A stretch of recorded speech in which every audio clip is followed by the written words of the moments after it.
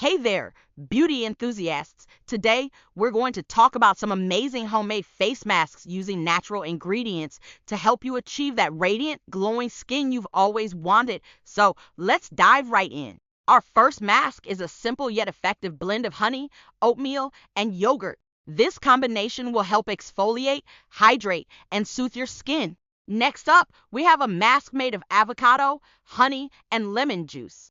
This mask will not only moisturize your skin but also help reduce dark spots and even out your skin tone. And finally, we have a mask made of cucumber, aloe vera, and yogurt.